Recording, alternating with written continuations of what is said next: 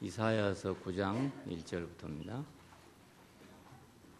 전에 고통하던 자에게는 흑암이 없으리로다. 옛적에는 여호와께서 스불론 땅과 납달리 땅으로 멸시를 당케 하였더니 후에는 해변길과 요단 저편 이방의 갈릴리를 영화롭게 하셨느니라. 흑암에 행하던 백성이 큰 빛을 보았고 사망의 그늘진 땅에 거하던 자에게 빛이 비치도다.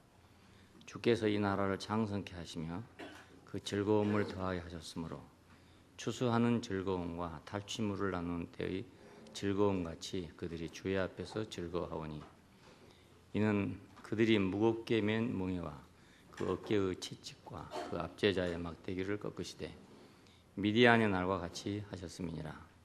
어지러이 싸우는 군대의 갑옷과 피 묻은 복장이 불에 섭같이 잘라지리니 이는 한 아기가 우리에게 낳고 한 아들을 우리에게 주신 바가 되었는데 그 어깨에는 정사를 메었고 그 이름 기묘한 묘사라.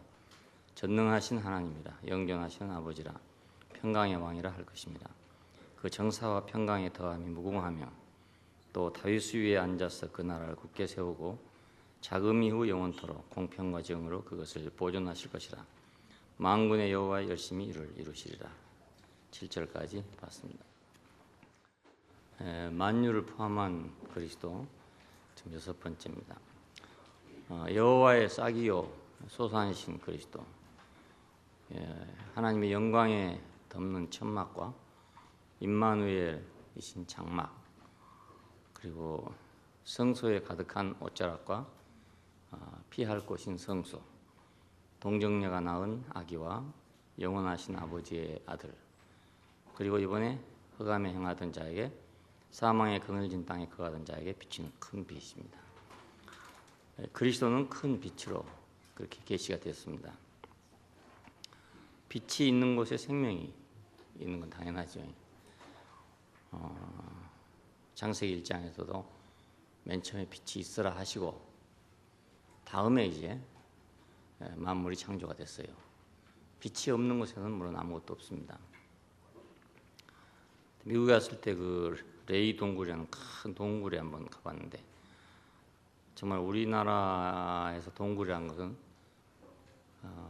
바위구멍이라고 한다면 그것은 막 큰 운동장 같아요. 동굴이 어찌나 큰지. 안에가 뭐 수십 명씩 한꺼번에 다 들어가도 뭐 차가 다닐 만한 그런 길로 동굴이 들어다녀요. 그래 큰 동굴인데 그 속에 그 바위 사이에 파란 이끼가 낀 데가 있어요. 깊은 속에. 왜 끼냐면 전등불을 켜놨는데 전등불이 비치는 거기만 파랗게 이끼가 껴 있는 거예요. 그래서 이 깊은 동굴에도 빛이 오니까 이게 이끼가 끼는구나. 생명이 자라는구나. 빛이 없으면 이 우주는 아주 암흑일 뿐만 아니라 사망이겠죠. 생명이 없으니까. 그래서 성경에도 빛이 있으라 하시니 빛이 있었다. 흑암을 먼저 제하고 그 다음에 창조가 시작됐다 하는 걸 볼 수 있어요. 이 자리에서 땅이 혼돈하고 공허하고 흑암이 깊음에 있고 하나님의 신이 수면에 운하더라. 이 전체적인 상황을 한마디로 말하면 빛이 없는 곳이다 이렇게 말할 수 있습니다. 그러니까 흑암과 사망은 빛이 없는 데서 생긴 것이죠. 사람에게도 빛이 없으면 이제 흑암이고 사망이 그렇습니다. 하나님의 말씀이 들리지 않으면 캄캄해지고 캄캄해지면 사망이 오고 그렇죠? 그런 순서죠. 세상과 우리가 다른 점은 하나님 말씀이 들려오냐 안 들려오냐 하는 그런 차이를 알 수 있어요. 세상은 하나님 말씀이 전혀 들리지 않으니까 바로 그것이 흑암이고 사망이고 그렇습니다. 그래서 하나님이 볼 때는 세상은 흑암이죠. 사망이고. 그래서 가장 큰 징벌을 표현할 때 흑암으로 표현했어요. 애굽에 내려진 10가지 재앙 중에 그 마지막 재앙이 죽음이잖아요. 이스라엘 초태생이 다 멸해지는 그런 죽음인데 그 죽음의 전조로 흑암이 왔습니다. 흑암이 먼저 오고 그 다음에 사망이 왔어요. 그러니까 언제든지 흑암 다음에 사망이 온다 하는 걸 우리가 볼 수 있습니다. 그러니 세상은 그냥 흑암이기 때문에 그게 곧 사망이라는 뜻이에요. 빛이 없으니까. 그래서 우리는 빛이 얼마나 필요한지. 그리고 계시록에 보면 이제 바벨론이 멸망하기 직전에 짐승의 보좌에 쏟아진 흑암이라는 재앙이 또 나와요. 그러니까 애굽에서도 애굽이 망하는 초태생의 멸망이 있기 바로 직전에 흑암이 있었고, 요한계시록에서 바벨론이 멸망하기 직전에도 역시 마찬가지로 흑암이 먼저 오게 된 걸 볼 수 있습니다. 그래서 나라가 어두워지고 사람들은 아파서 견디지 못하더라 그럽니다. 그리고 거기서 새 더러운 영이 이제 올라와가지고 그것들이 이제 아마겟돈으로 세상의 모든 왕들을 모아가지고 최후의 전쟁을 예비하더라 하는 말이 나옵니다. 이걸 보면 결국 흑암이 멸망의 전조다 하는 걸 볼 수 있습니다. 우리 안에 어찌하든지 그 빛이 있어야지, 빛이 없으면 절대로 안 되는 거죠. 어떤 경우에도 빛이 없으면 안 된다. 하나님께로 열린 그 통로가 열려져 있어야 된다 하는 것과 같습니다. 하나님은 빛이시니까 그쪽만 열려져 있으면 다른 데가 혹시 막혔다 하더라도, 그렇죠, 문이 다 막혔다 하더라도 천정만 뚫어져 있으면 빛이 들어올 거 아니겠어요? 그리고 천정으로 들어오는 빛은 구멍이 적어도 아주 그 빛이 넓게 퍼져요. 바깥에다 사면에다 문을 다 넣은 것보다 천정에다가 문 하나만 해놔도 그 사면에 문이 있는 것보다 더 밝습니다. 그러니까 하늘로 열려진 창, 그 창이 우리에게는 우리 생명을 위해서 중요한 창입니다. 하나님께로 열려진 창, 그 창이 우리 생명을 위해서 가장 중요한 창이죠. 노아의 방주를 보면은 맨 위에 창문을 냈다는 말이 나옵니다. 이것이 어떤 창문인지는 모르지만은 아마 빛이 들어오는 창문이었을 것이다 하는 생각이 듭니다. 왜냐하면 빛이 없으면 그 안에 있는 생물이 다 죽을 거 아니겠어요? 그러니까 창문을 뚫어서 빛이 들어오겠다는 걸 볼 수 있어요. 에베소 5장 8절에는 우리가 복음을 받기 전에 다 흑암이었다 그럽니다. 전에는 너희가 어둠이더니 이제는 주 안에서 빛이다. 그러면 복음을 받기 전에, 예수 안에 오기 전에는 다 흑암이었다. 그러니까 우리가 흑암인 줄 모르고 살았죠. 흑암에 태어나서 흑암에 자랐기 때문에 그것이 흑암인 줄을 모르는 거죠. 아프리카에 살고 있는 지금 가나안 원주민들은 그것이 가나안인 줄을 모르죠. 자기들이 그렇게 태어날 때부터 살았고 조상 때부터 그렇게 살았으니까. 우리도 어렸을 때 가나안 속에 살았잖아요. 해방 이후에 아주 극한 가난이 왔지만 그 가난인 줄 모르고 살았어요. 그냥 당연히 그런 것이다 이렇게 생각하고 살았지, 야 우리가 이렇게 가난한가 이렇게 생각하지 못했죠. 지금 입장에서 그때를 생각한다면 어떻게 과연 사람들이 살았을까 이런 생각이 드는 거예요. 보릿고개 하지만 그 보릿고개라는 게 지금 사람은 상상이 안 되죠. 어떻게 해서 보릿고개라는 게 다 있는가. 보리가 다 익기도 전에 그걸 뜯어다가 먹어야 되는 거예요. 미처 양식이 그 연결이 안 되니까 가지고 있던 양식이 다 떨어지고 새 양식은 아직 안 나오고, 조금만 있으면 보리가 익겠는데 근데 익을 때까지 기다릴 수가 없단 말이에요. 그래서 풋보리를 잘라다가 그걸 이제 구워 먹는다든지 이렇게 해가지고 먹고 살았어요. 이것이 보릿고개라는 겁니다. 보릿고개. 그때 우리는 이제 미국에서 들어오는 원조 물자, 밀가루, 뭐 강냉이 가루, 또 탈지 분유 이런 것들을 먹고 살았어요. 사실은 지금 우리가 이렇게 살고 있다는 것도 알고 보면 그런 혜택을 받고 산 것이죠. 그냥 산 게 아니고 지금 모두 은혜를 잊어버리고 안 좋은 것만 가지고 얘기하니 그렇지. 그때 만일 아무것도 안 줬으면 어떻게 되겠어요? 얼마나 많은 사람이 굶어 죽었을지 모르죠. 그렇게 해도 굶어 죽은 사람이 있었거든요. 그런 상태에서도. 근데 만일 그 원조 물자가 없었으면 지금 대한민국이라는 게 또 가능할 수 있는가? 이런 걸 생각해 보면 사람들이 이걸 고맙게 생각해야 되는데 전혀 고맙게 생각하지 않고 다 정치적으로만 해석을 하니까 배은망덕한 그런 백성이 될 수밖에 없어요. 일본은 패전한 이후에 자기들이 먹고 살 것이 없게 됐거든요. 완전히 바닥이 나가지고. 그래서 천황이 메가더를 찾아가서 우리 국민을 살려달라 그렇게 애원을 했던 겁니다. 그래서 그들이 막 물붓듯 퍼주어가지고 오늘의 일본이 되게 됐어요. 그러니까 그들은 그 은혜를 안 잊은다고요. 근데 우리는 그 은혜를 생각하지 않는 거예요. 그러니까 세상적으로 본다면 우리가 좀 벌을 받아야 될 그런 백성입니다. 네, 은혜를 모르기 때문에. 우리는 전에 우리가 어둠인 줄 모르고 살았어요. 어둠에 있으면서도 복음을 듣고 예수 안에 와서 보니까 야, 그때는 흑암이었구나. 앞도 뒤도 몰랐죠. 어디로 가는지도 몰랐죠. 무슨 목적으로 사는지도 몰랐죠. 어디에 생명이 있는지도 몰랐죠. 마치 꼭 캄캄한 데서 뭐 헤매는 사람처럼 그렇게 살았다고요.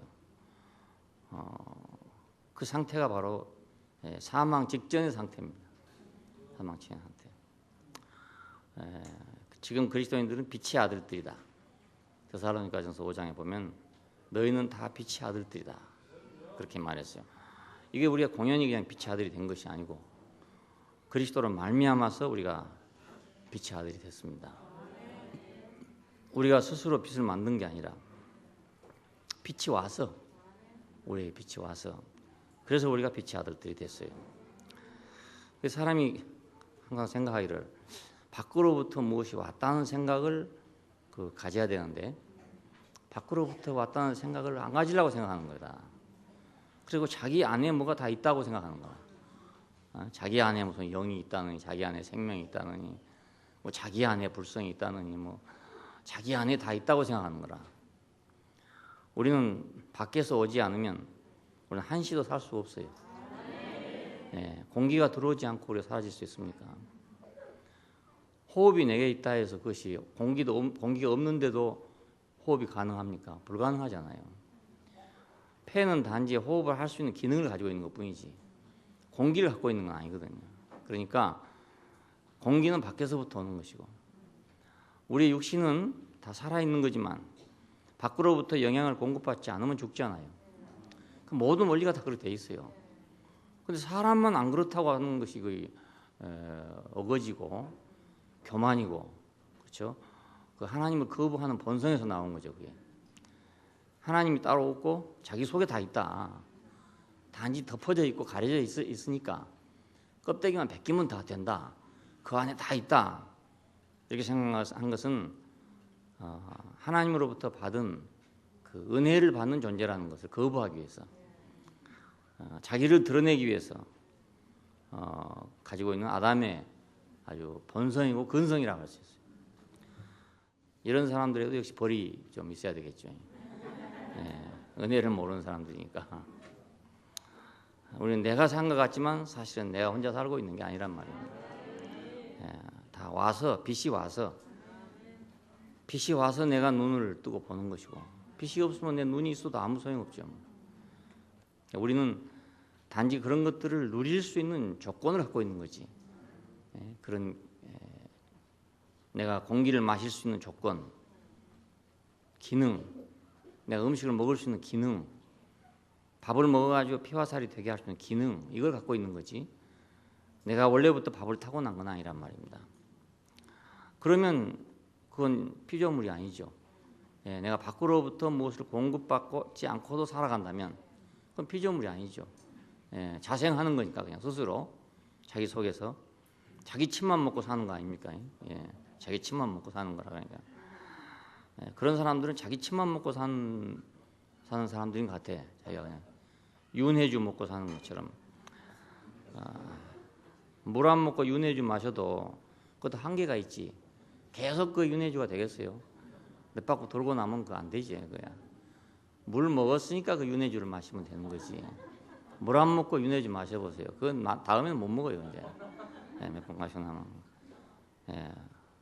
우리는 다 전에 어둠이었습니다. 뭔가 그런 걸 모르니까 어둠이었단 말이에요. 내가 은혜를 입고 있으면서도 은혜를 입은 줄 모른단 말입니다. 내가 나 혼자 살고 있지 않으면서도 나 혼자 살고 있다고 생각하면 그게 어둠이죠. 그러니까 어둠이 다른 게 아니고 내가 스스로 하나님이 아니면서도 스스로 하나님이라고 생각하고 있는 거라 이것이 바로 어둠이란 말입니다. 어둠이 다른 게 아니고요. 그러니까 전에 너희가 어둠이더니 이제는 주 안에서 빛이다. 그러니까 예수 안에 와서 보니까 비로소 우리는 공기를 마시고 사는 사람이고 하나님의 손으로 빚어진 사람이고 생기를 받은 사람이고 음식이 있어야 사는 사람이고 모든 것이 다 하나님께로부터 와야 사는 존재라는 걸 알게 됐다고요. 그냥 그 이전에는 우리가 다 흑암이었죠. 다 흑암입니다. 이것이 바로 사망입니다. 생명 없다 그 말이죠. 그리고 우리가 생명의 교통도 빛 가운데서만 가능합니다. 빛이 없으면 사귐이 없다.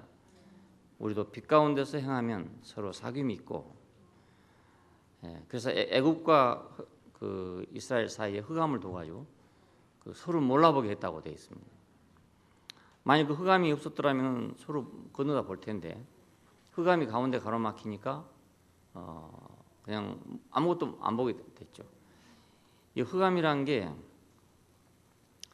그 환한 낮에도요, 그 흑암에 구름이 오면 아무것도 안 보여요.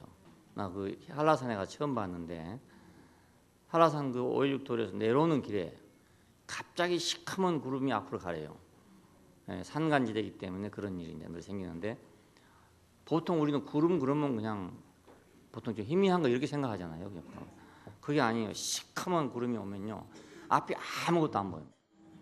갑자기 아무것도 안 보여요.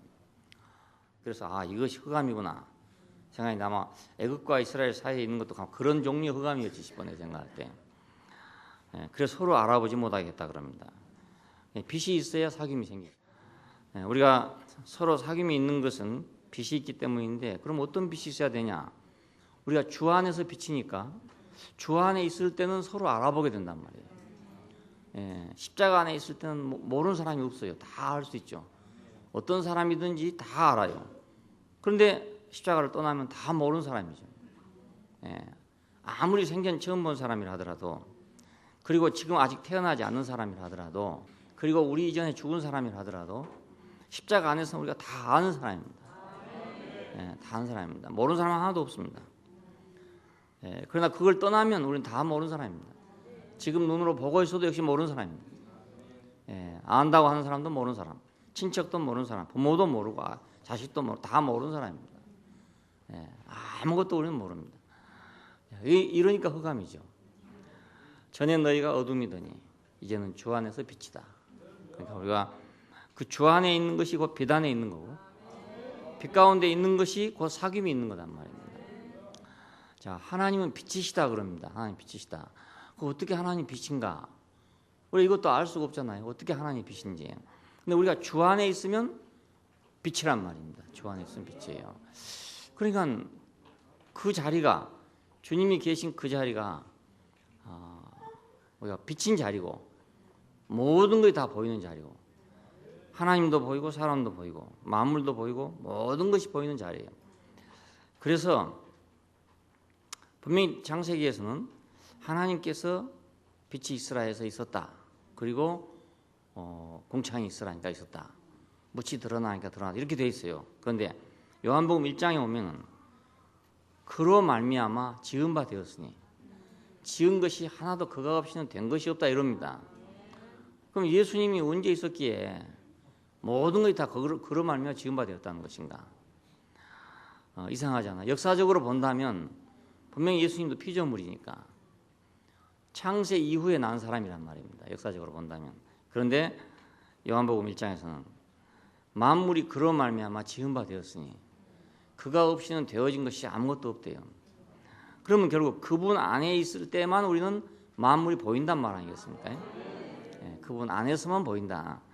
그분을 떠나면 아무것도 안 보이니까 지은 것이 있는지 없는지 모르죠. 뭐이 지어졌는지 뭐이 안 지어졌는지 어떻게 알겠습니까? 깜깜한데. 그래서 예수 안에, 그 주 안에, 이것이 바로 광명 안에 있는 세계구나. 우리가 뭐 다 똑같아요. 다른 건 없는데 단지 주 안에 있다는 것만 다른 것뿐입니다. 근데 모든 게 다 보인단 말이에요.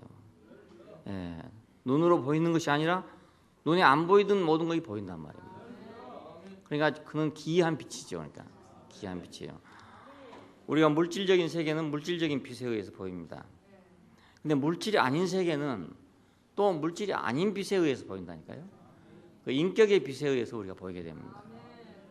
그러니까 사람의 위치에 따라서, 그 사람의 자리에 따라서 만물이 이렇게 보이기도 하고 저렇게 보이기도 하니까 어떤 사람은 똑같은 사건을 만날 때 그 자기에게 다가오는 축복으로 자기가 보이게 되고 어떤 사람은 똑같은 조건인데 자기한테 저주로 보인단 말이에요. 그래서 한 사람은 거기서 감사가 나오고 한 사람은 거기서 불평이 나오게 돼요. 예, 그것은 결국 그 사람 자체가 어디 있냐에 따라 그렇게 보이잖아요. 이것은 마치 파란 빛으로 보면 파랗게 보이고 빨간 빛으로 보면 빨갛게 보이는 것과 똑같습니다. 예, 우리의 어떠함이 곧 빛이 되니까 주 안에서 빛이다. 내가 주 안에서 어느 정도 어느 만큼 있느냐에 따라서 우리가 만물이 우리에게 보이는 겁니다. 생명의 교통, 그러니까 우리가 살아있는 것, 영원한 생명, 하나님과의 교통, 이 모든 교통은 전부 주 안에서만 가능합니다. 주 안에서만 가능합니다. 그래서 우리는 그리스도는 생명의 빛이다. 그 안에 생명이 있었으니 이 생명은 사람들의 빛이다. 요한복음 1장에 그렇습니다. 사람들의 빛이다. 자, 마태복음 4장 16절에서 이사야서 9장 1절에 있는 말씀들을 인용을 했어요. 흑암에 앉은 백성에게 큰 빛이 비쳤다. 그때 예수님께서는 세례 요한이 이제 목배임을 당한 후에 갈릴리로 내려가셨다고 합니다. 예루살렘에 있다 보니까 살벌해가지고 갈릴리로 내려갔는데 갈릴리 그쪽은 아주 변방 중에 변방입니다. 그래서 심지어는 이방의 갈릴리여 이렇게까지 표현되는 이스라엘 땅임에도 불구하고 이방의 갈릴리라고 불릴 만큼 그렇게 변방인데 그쪽으로 이제 피신하신 셈이죠. 피신하신 셈인데 그걸 보고 제자들은 어떻게 생각했냐면 야, 이 버려진 땅에 큰 빛이 왔구나 이렇게 봤다 그 말입니다. 한 사람이 오는 걸 보고 큰 빛이 왔다. 이 말을 인용을 했어요. 지금 이사야 9장에 있는 말씀을 인용을 했습니다. 흑암에 행하던 백성에게 사망의 그늘에 거하던 백성에게 큰 빛이 비쳤다. 자, 이 흑암에 행하고 사망의 그늘에 거한다는 것은 그 빛이 없는 상태이죠. 빛이 없는. 그리스도가 없는 인생의 상태입니다. 그리스도가 없는 인생의 상태.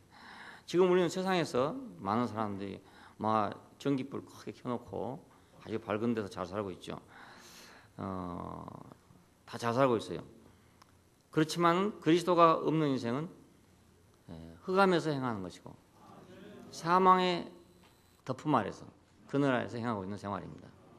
우리가 복음을 전할 때 어떤 사람들은 참 이 복음 전할 사람을 좀 만나야 되는데 뭐 가난한 사람을 좀 만나야 할 텐데 왜 가난한 사람이 없을까 이렇게 생각하기가 쉬워요. 그래서 뭐 집안에 문제가 있는 사람, 뭐 자기 인생에 뭐 문제가 있는 사람 이런 사람이 복음을 받아들일 것이다 이렇게 생각한다고요. 그건 복음을 잘못 생각한 것이죠. 세상에 사는 그것이 어떻게 살든지 간에 그건 다 어둠이라는 것입니다. 우리가 전하려는 것은 빛을 전하려는 거지. 그 사람의 형편을 지금 낫게 하려고 내가 가는 게 아니지 않습니까? 경제적으로 가난한 사람을 내가 도우려고 지금 간 것도 아니고 뭐 인간적으로 고통당하고 있는 사람을 내가 위로하려고 하는 것이 아니라 그 흑암에 앉은 사람에게 빛을 전하려고 하는 거라고요. 이것이 분명하지 않으면 남에게 복음을 전할 수가 없어요. 그게 분명하지 않은 사람은요 아주 의리의리하게 잘 사는 집에 가면 아무 말도 할 수가 없다고요. 지금 너무너무 잘 살아가지고 할 말이 없네. 아주 건강한 사람을 만나면 야, 이 사람 너무 건강해서 할 말이 없네.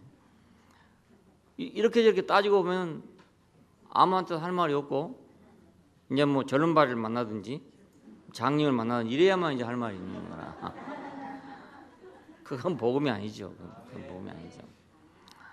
흑암에 행하고 사망의 그늘에 거하는 것은 그리스도가 없는 인생의 상태를 묘사한 것입니다. 앞도 뒤도 모르는 거 이것이 흑암이잖아요. 어디로 갈 줄은 모르는 건 누구한테서 왔는지 어디로 갈 것인지 그럼 모르는 그것이 흑암 아닙니까? 이 흑암이 그 사망을 가져오는 거니까요. 그리스도가 없다는 말을 다른 말로 더 쉽게 하면 하나님 사람이 없다. 하나님 사람이 없다. 아담은 지어질 때 하나님 사람이 되려고 지어졌죠. 하나님 사람. 그 사람은 산 혼이니까 거기 이제 하나님 생명이 들어가야 하나님 사람이 되는 겁니다. 자, 그런데 거기서 사탄이 들어가면 사탄 사람이 되는 거죠. 생명나무가 들어가면 생명 사람이 되고, 지식이 들어가면 지식 사람이 되고, 사람이란 이거 혼이란 말입니다. 그냥 사람이란 건 산 혼입니다. 그냥 그 앞에 뭐가 들어가냐에 따라서 이런 사람이 되기도 하고 저런 사람이 되기도 하고, 악이 들어가면 악의 사람, 선이 들어가면 선의 사람, 마찬가지로 하나님 들어가면 하나님 사람, 마귀가 들어가면 마귀 사람, 이렇게 되잖아요.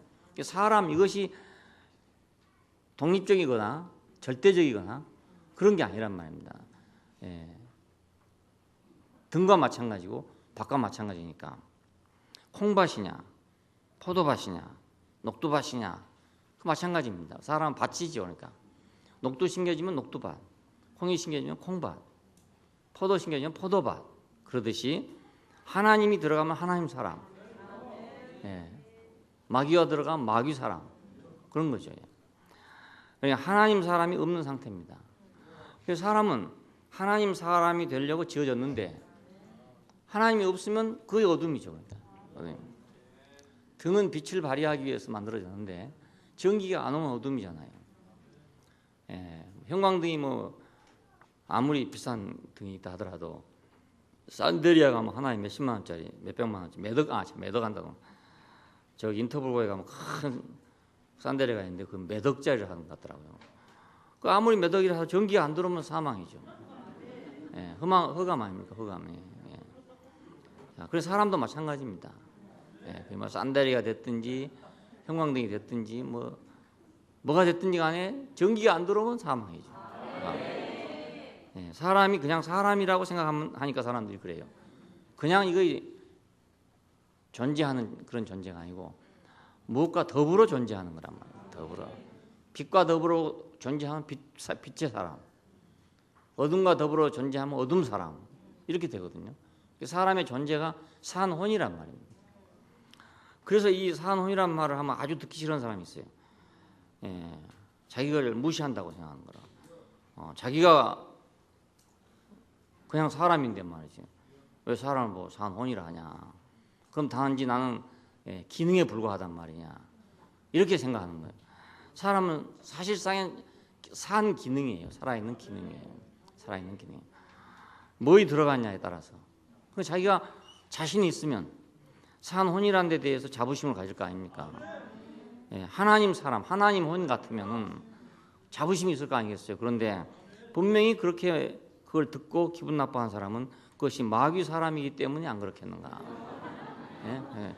자기 기분 나쁘단 말이에요. 자기가 이상 자기를 보고 산혼이라고 그러는데 자기 속에 있는 건 뭐냐? 없단 말입니다.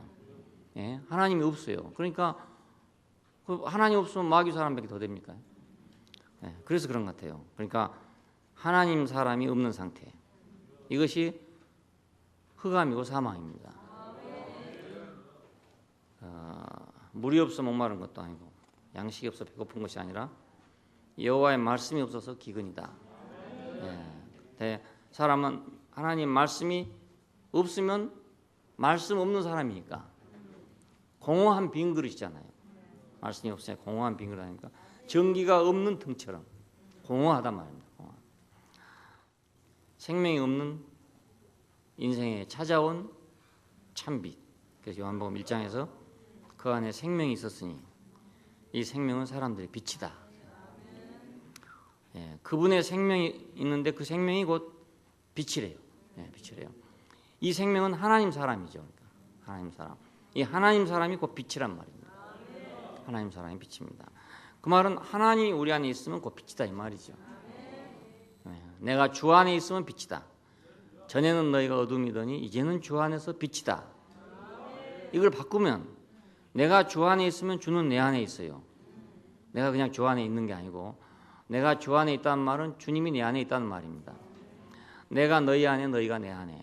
예수님이 그러잖아요. 그러니까는 그 안에 생명이 있었으니 이 생명은 사람들의 빛이다. 그 말은 그분이 우리 안에 있으면 우리 빛이 되게 되고, 그렇죠? 나는 그분 안에 있기 때문에 또 빛 안에 있는 것이고, 예, 참 빛이다. 생명이 없는 인생에 찾아온 참 빛입니다. 찾아왔다고도 표현하고 태어났다고도 표현하고, 예, 말씀이 육신이 되었다라고도 표현했어요. 이건 다 우리에게 도달한 어떤 형태를 묘사하기 위한 말입니다. 처녀가 아기를 낳았다. 동정녀를 통해서 낳았다. 예수는 처녀로 잉태해서 낳았다. 이 말은 처녀 같은 우리 인생에게 그분이 태어났다 이 말입니다. 태어났다. 남편 없는 아직 결혼하지 않는 나에게 그분이 태어났다 이 말입니다. 태어났다. 왜? 하나님과 결혼했기 때문에 태어난 거죠. 애기가 태어난 거죠. 그냥 애기가 태어나겠습니까? 하나님 아들이 태어났다. 야, 내 인생에 하나님 아들이 태어났다 이 말이죠. 우리 가운데 장막을 치심해 그랬죠. 말씀이 육체가 되어 우리 가운데 장막을 치심해. 그 말은 우리에게 장막으로 왔다 그 말이거든요. 장막으로 왔다. 장막은 집이죠. 그러니까 집 거처로 왔다. 우리의 거처로 왔다 이런 뜻입니다. 그 말은 내가 그 거처에 들어갔단 말이 또 되는 거잖아요. 그분이 나의 거처가 됐으니까 내가 그분 안에 들어간 거죠. 참 빛, 그 세상에 와서 비치는 빛이 있었나니 이 빛이 왔음에도 불구하고 세상에 그를 거부하더래요. 그 이름을 믿는 자에게는 하나님의 자녀가 되는 권세를 주었다. 하나님의 자녀는 또 빛의 자녀입니다. 그러니까 빛의 자녀가 되는 권세를 줬다 그 말입니다. 참 빛, 세상에 와서 비치는 그 빛을 믿는 자에게는 그 이름을 믿는 자니까 이건 그 이름을 받아들인다는 뜻입니다. 그 실제를 받아들인다. 그 실제를 내가 받아들인다. 그러면 하나님의 자녀가 되는 빛의 자녀가 되는 권세를 줬다 그런 뜻입니다. 빛을 영접하면 빛이 되는 거죠. 그는 등으로 찾아온 전기와 같습니다. 전기가 등으로 지금 찾아왔잖아요. 이렇게. 그래서 등이 이걸 영접했기 때문에 지금 빛이 됐습니다. 등이 만약 거부했다면 안 되잖아요. 쓰다가 어쩐데 보면 등이 불이 안 들어와. 빛이 안 들어와. 뜯어보면 안에서 거부한 흔적이 있어요. 시커매가지고. 어제도 오늘 화장실에 갑자기 불이 안 들어가지고 그게 이제 열어보니까 3개인데 한 개 열어보니까 새카매졌어요. 2번째 열어보니까 또 새카매졌고 3번째로는 다 새카매졌어요.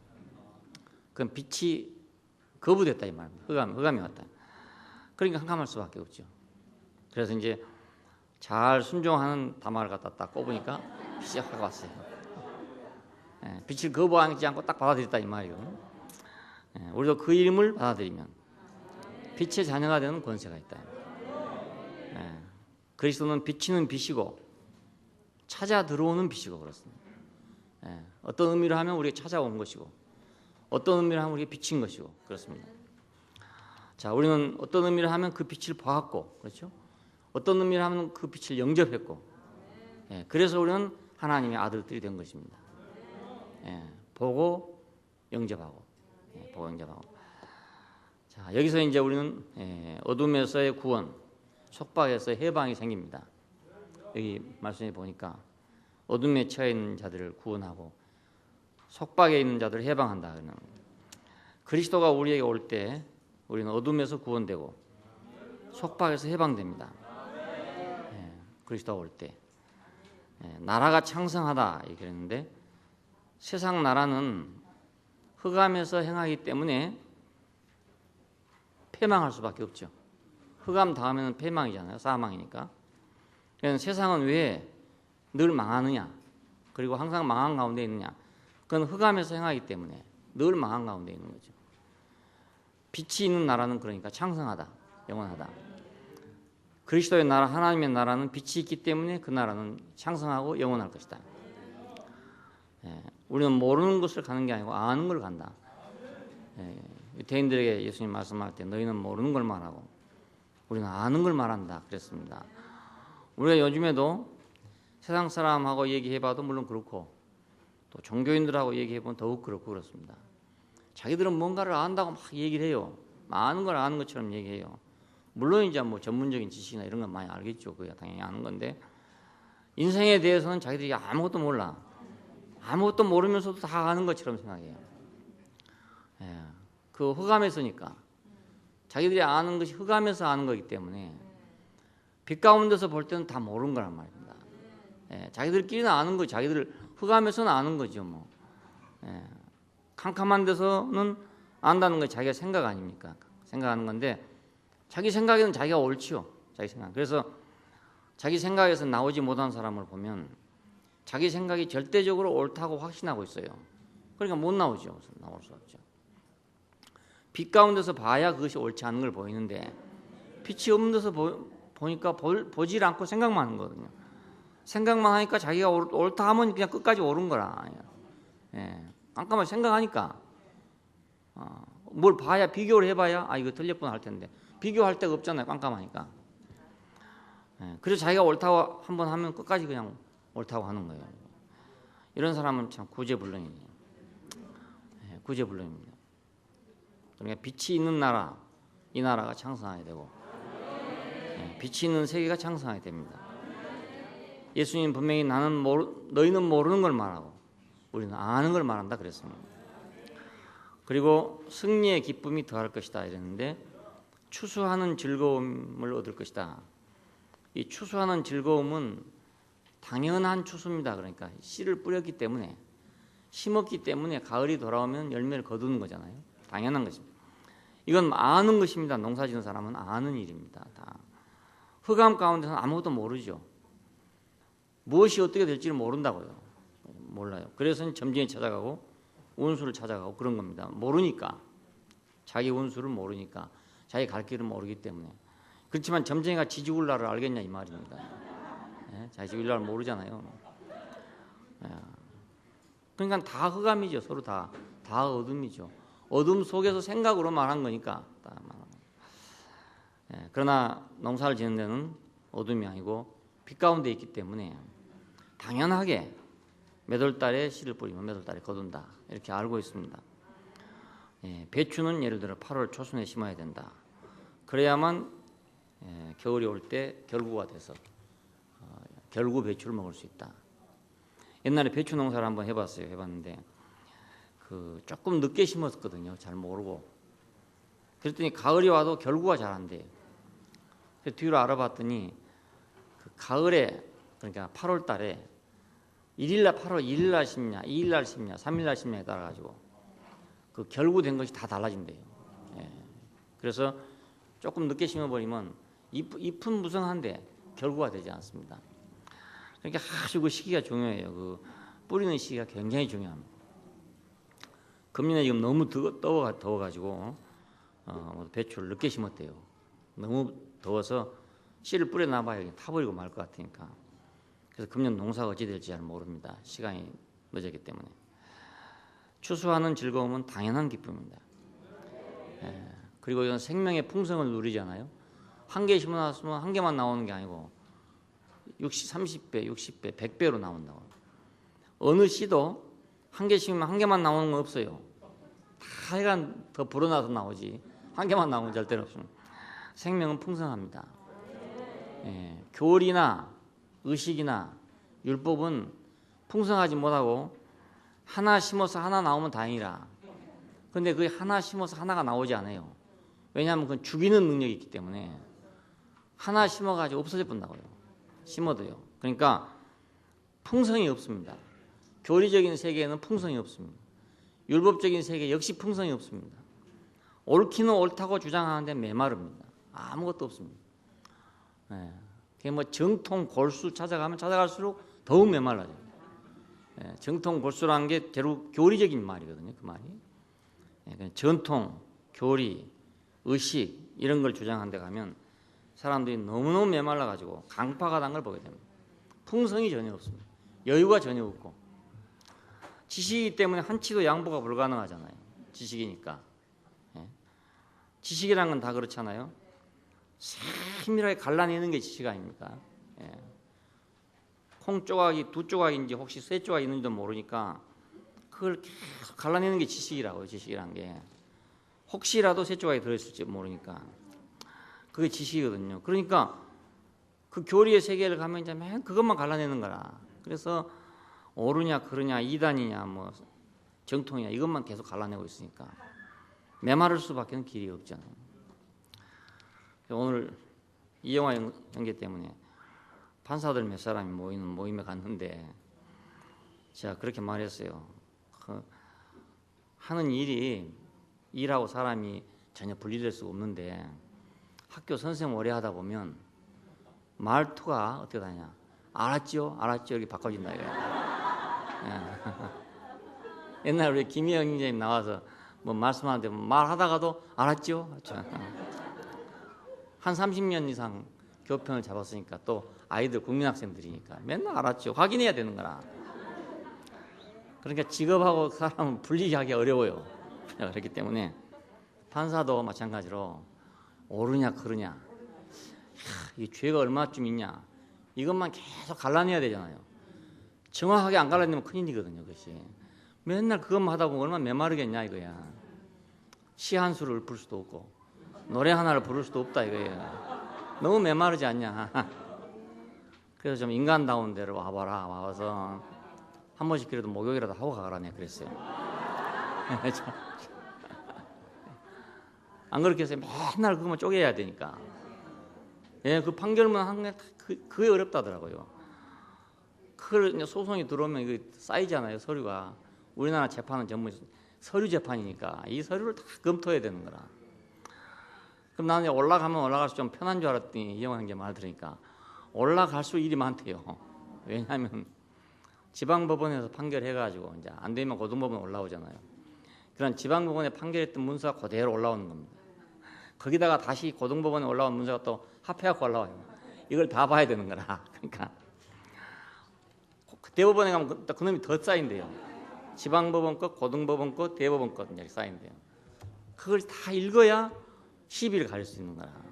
그러니까 그게 힘이 든다요. 그러니까 맨날 그거 맡고 있다 보면 얼마나 메마르겠습니까, 사람이. 그러니까 거기는 풍성함을 찾을 수가 도저히 없잖아요. 그러니까 직업이니까 어쩔 수 없지만 그래도 거기서 생명의 푸근함을 맛봐야 그 살지 사람이. 그것만 계속 하다 보면 사람이 많이 굳어지게 마련이라고. 의사들도 그렇죠. 맨 아픈 사람만 보니까 아픈가 안 아픈가 이것만 계속 봐야 돼. 이 사람이 병이 있는가 없는가. 왜냐하면 조금 잘못하면 놓치면 큰일 나거든요. 진단하다가 병을 잘못 봐버리면 잘못하면 오진하면 죽잖아요. 그러니까 맨날 그것만 신경 써야 돼. 살았냐 죽었냐. 그래도 옳으냐 그러냐보다는 살았냐 죽었냐 훨씬 나아. 이건 사냐 죽냐 하니까. 그리고 또 살아나면 기쁨도 안 있겠어요. 죽으려 하던 사람이 참 어떻게 잘해가지고 살아나면 그 기쁨이 있을 거라. 근데 이 재판은 기쁨도 별로 없을 것 같아요. 예, 재판하고 나니 너무너무 기분 좋다 이런 게 없을 거라. 예, 그래서 좀 풍성을 느껴보라고 했는데 어쩌란지 모르겠어요. 추수하는 즐거움이 더할 것이다. 탈취물을 나누는 기쁨이 더할 것이다. 이건 승리의 향연을 얘기합니다. 옛날에 전쟁을 하면 이제 가서 포로도 잡아오고 재물도 탈취하고 이런 법입니다. 전쟁을 하면. 그러니까 이제 탈취물을 나눈단 말이 그 말이죠. 승리를 하면 이제 그걸 갖다가 병사들한테 막 나눠주는 거라. 그러면 막 그냥 난리가 나는 거지. 그냥 돈도 주고 뭣도 주고 막 나눠주고 이러니까 그 맛으로 전쟁을 하는 거지 옛날에는. 탈취물을 나누는 기쁨이다. 원수를 정복하는 그런 기쁨이잖아요. 예, 이것이 이제 우리가 그리스도 안으로 오면 그 사탄을 정복하는 기쁨입니다. 우리가 주님 안에서 주님과 더불어 사탄을 정복했을 때 그 기쁨은 추수하는 즐거움과 탈취물을 나누는 기쁨과 같아요. 그래서 무거운 멍에와 그 괴로운 채찍과 그 막대기를 꺾으실 것이다. 그 미디안의 날과 같이. 그런데 이것은 기드온이 300명의 용사를 가지고 미디안을 쳐들어가서 싸운 얘기입니다. 밤중에 포위를 해가지고 미디안 군대의 막사를 포위해가지고 모두 무기가 아니라 항아리 하나씩 가져가가지고 바깥에서 일시에 항아리를 두드려 깼는 거라. 그러니까 잠을 자던 사람들이 갑자기 요란한 소리를 듣고 거기서 적이 침입에 들어온 줄 알고 깜깜하니까 그 속에서 서로 적인 줄 알고 막 서로 죽였어요. 밤새도록 죽여가지고 자기들이 다 죽은 거라. 그래서 큰 승리를 거뒀습니다. 이걸 얘기합니다. 미디안의 날과 같이. 예, 캄캄하니까 누가 누군지 모르는 거라. 모르니까 자기들 지금 막사에 지금 적이 들어온 줄로 생각했는 거라. 그래갖고 막 서로 찔러 죽였는 거예요. 누군지 모르고. 아침에 일어나니까 다 자기들끼리 찔러 죽었죠. 예. 그래서 싸우는 군인의 갑옷과 피 묻은 복장이 불의 섭처럼 사라지게 될 것이다. 그리스도가 오면, 빛이 오면, 빛이신 그분이 우리에게 오면 탈취물을 나누는 기쁨과 같고 전쟁에 승리하는 것과 같을 것이다. 영원한 왕이신 그리스도. 그래서 지금 이사야 9장에 지난번에 한번 말씀을 드렸는데 이건 다른 각도에서 얘기했고, 오늘은 그 빛이신 그리스도가 곧 왕이신 그리스도가 된다 그 말입니다. 1절 5절까지는 빛이신 그리스도에 대해서 말하고 6절부터 7절까지는 이제 왕이신 그리스도에 대해서 지금 얘기했습니다. 왜 빛이 갑자기 왕으로 바꿔지냐?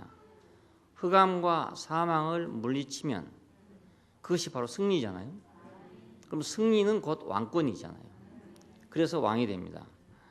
흑암과 사망을 물리친 큰 빛인 그리스도는 기묘한 묘사가 되고, 그냥 흑암을 물리친 걸 우리가 자세히 생각해보면 지금 전기불이 왔기 때문에 갑자기 깜깜한데 환히 밝아졌어요. 이거 우리는 늘 일상적인 걸로 생각하니까 아무것도 아닌 것 같지만 어떻게 이 속에 있었던 그 깜깜한 많은 것을 일시에 몰아낼 수 있는가 하는 걸 생각하면 기이하잖아요. 예, 참 기이한 일이에요. 빛이 오자마자 어둠이 어디로 사라졌어요.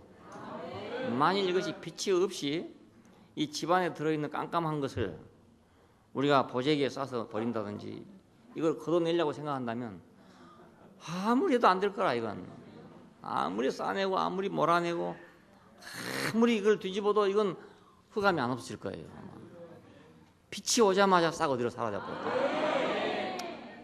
그러니까 그리스도가 오자마자 그 흑암이 너무 많아가지고 아무리 보따리 싸도 안 되던 것이 이렇게 해결도 안 되고 저렇게 해결도 안 되고 이리 가면 이리 걸리고 저리 가면 저리 걸리고 내 인생은 왜 이렇게 깜깜한가? 내 인생은 왜 이렇게 문제가 많은가? 했었단 말이에요. 근데 빛이신 그리스도가 자기한테 영접되면 어느 사인가 그것이 다 어디로 가버리고 없고 그 쓰레기 봉투만 남는 거라. 이 봉투만 남아. 이걸 뭐하러 줬던가 했더니까 어둠을 담으려고 줬다 이거. 어둠을 담기 위한 기구가 너무너무 많았어. 그동안에 자기는 어둠을 물리치려고 많은 기구들을 가지고 있었을 거라. 여러 가지 종교도 가지고 있었고 뭐 기도도 가지고 있고 많은 그 비닐봉지를 가지고 있었는데 빛이 오고 나니까 비닐봉지는 다 무용지물인 거라. 예, 뭐 교리를 가지고 해보려고 하고 전통을 가지고 해보려고 하고 열심이나 뭐 이런 걸 가지고 해보려고 했는데 아무리 해도 안 되던 것이 일순간에 사라져버린 거라. 기묘한 모사라고밖에 할 수 없죠. 네, 전능한 하나님이다. 이건 전능자다 이런 뜻입니다. 전능자. 이 말이 꼭 그 하늘에 계신 하나님이라는 말이 아니에요. 이것이. 전능한 신이다 이런 뜻이니까 전능한 자, 전능한 자. 그러니까 이렇게 능력이 있을 수가 없잖아요. 흑암을 물리치는 데서 빛처럼 능력이 있을 수가 없잖아요. 영존의 아버지라 할 것이다. 그 영존의 영원의 근원이다 이 말입니다. 자, 평강의 왕이라 할 것이다. 칭함을 받을 것이다 이랬습니다. 그러니까 분명히 사람이지만 그를 통해 가지고 하나님이 하시는 그 일이 일어날 것이다 그 말입니다. 예, 그래서 그 하나님 그분이라고 칭함을 받게 될 것이다 이겁니다. 빛은 바로 왕이다. 빛이 왕이다. 빛이 모든 것을 다 해결했다. 빛이 모든 걸 해결했어요. 혼돈과 공허와 흑암이 깊음에 있고 하나님의 신마저 앉을 자리가 없어서 수면에 운행하던 상황에서 빛이 오니까 모든 것이 해결됐단 말이에요. 하나님도 어찌할 수 없었던 것이 빛이신 그리스도가 오니까 해결됐어요. 구약 시대에 여호와 하나님 많은 일을 하셨지만 인생의 문제를 해결하지 못했잖아요. 이스라엘 민족의 그 전쟁의 왕이시고, 그렇죠? 만군의 여호와 이렇게 말하면 전쟁의 왕이시란 이런 얘기인데 많은 전쟁에서 그분은 이스라엘을 승리하게 해주기도 했고 또 애굽에서 해방시켜 주기도 했고 홍해를 건너주기도 했고 여러 역사를 하셨지만 그냥 인생 자체를 해결하지는 못했어요. 사람 자체의 문제를 해결하지 못했어요. 환경은 해결해 줬지만 근데 그리스도가 오시면서 인생 자체를 해결했단 말입니다. 자체를 했어요. 자, 그러니까 전에 고통하던 자에게 흑암을 거두시고 멸시당하던 자에게 영화롭게 하셨다. 이건 존재를 해결했다 그 말입니다. 예, 여호와 하나님은 존재를 해결하지 못했어요. 바깥에 있는 문제를 해결하셨지만 사람 자체를 해결하지 못했다 이겁니다. 근데 빛이신 그리스도가 옴으로써 존재 자체를 해결하게 됐어요. 이것은 인생은 사탄에게 포로된 존재라는 걸 전제합니다. 왜 흑암이 있고 왜 고통이 있는가? 그것은 사탄에게 포로가 됐기 때문입니다. 예, 원래부터 하나님 사람을 지을 때 뭐 흑암으로 지어놓은 게 아니잖아요. 근데 왜 흑암이 됐는가? 흑암이 왔으니 고통이 왔는데 왜 왔는가? 사탄에게 포로가 됐기 때문에.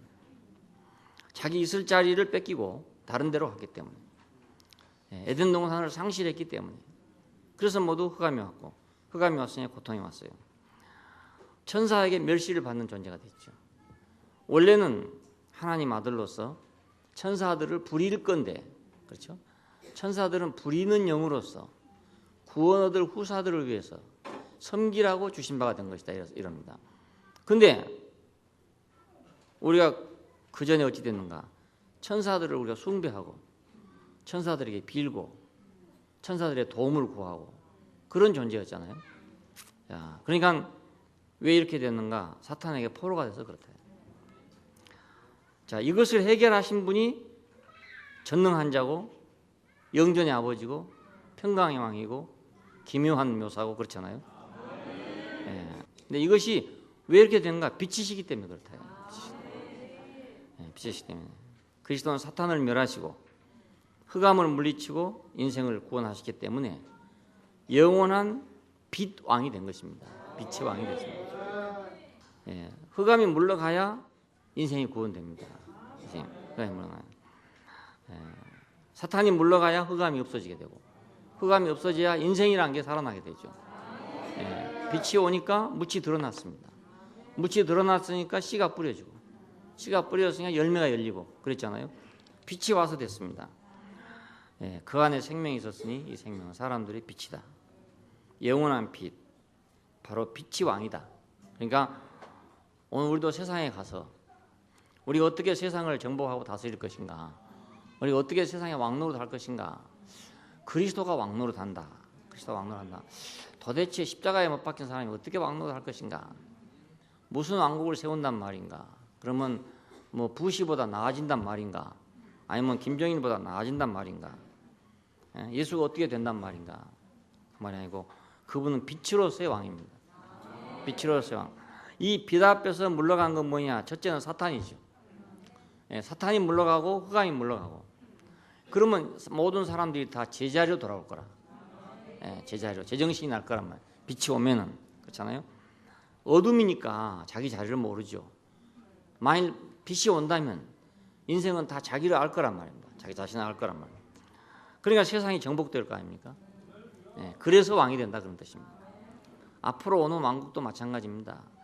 자, 우리가 천년 왕국, 이것은 천년 동안 승리자들의 왕국이라는 뜻인데 어떻게 교회가 이 땅 위에서 천년 동안을 통치한다? 그러면 뭐 종교 만능 시대가 온단 말인가? 아니면 신정 시대가 온단 말인가? 그런 말이 아니라 빛으로서 왕노릇 할 거다 이겁니다. 빛으로서. 교회는 빛으로서, 너희는 세상의 빛이니 그랬으니까 그 세상의 빛으로서 왕노릇 할 겁니다. 빛만 있으면 왕노릇 할 수 있어요. 빛만 있으면.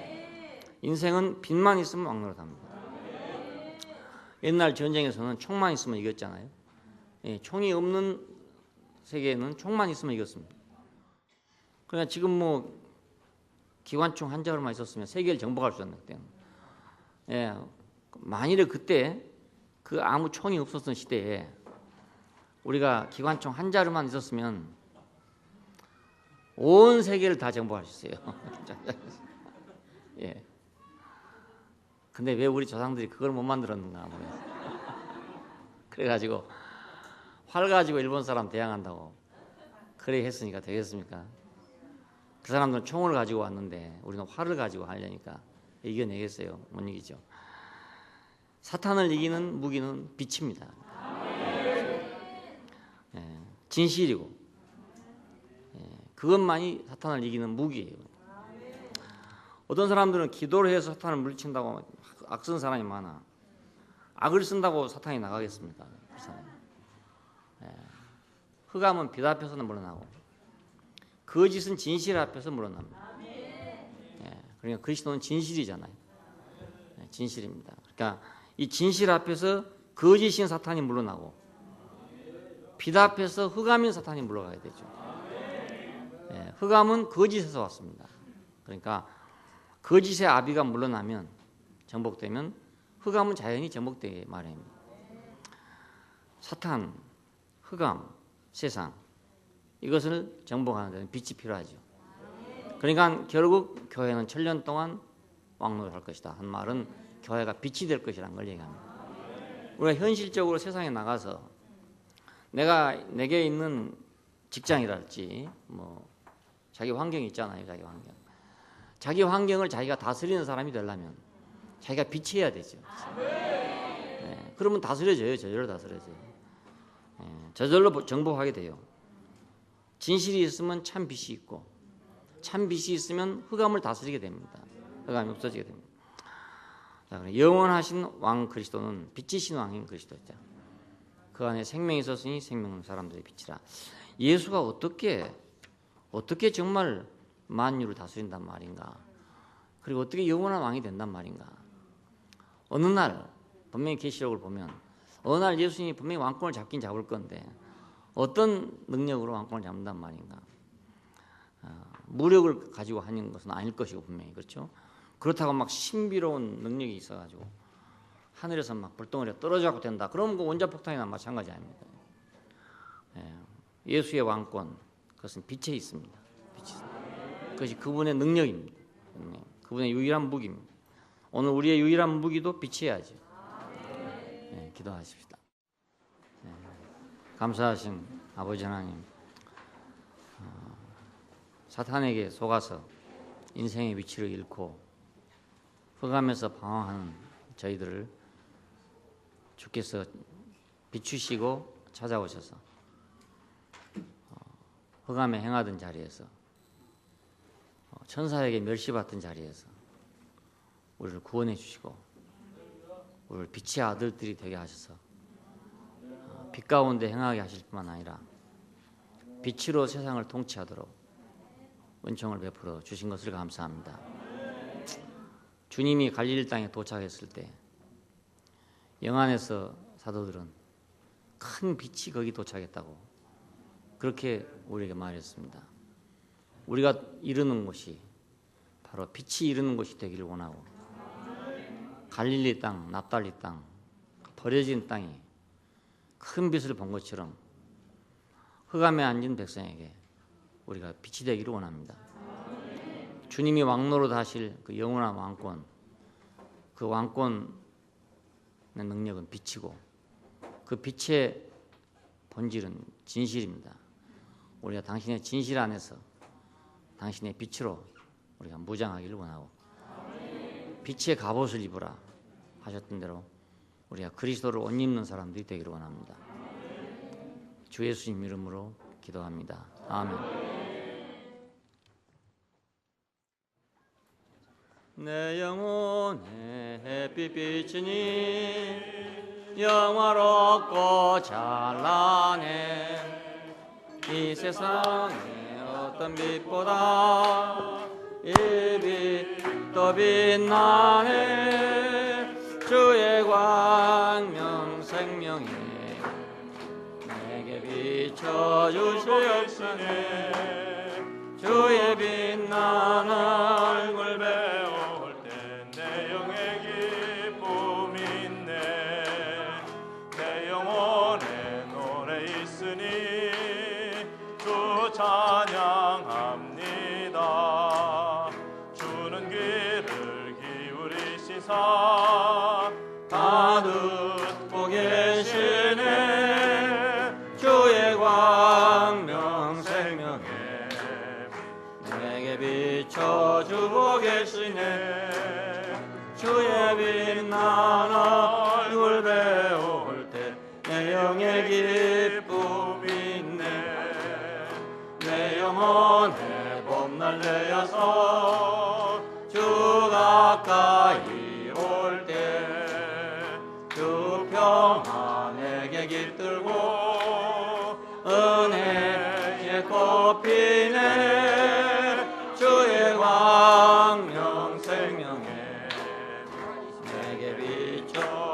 주고 계시네 주의 빛난 얼굴 배울 때 내 영의 기쁨이 있네 내 영혼의 일하 기쁨 소망이 넘치네 주님이 축복하셨고 또 내려주시네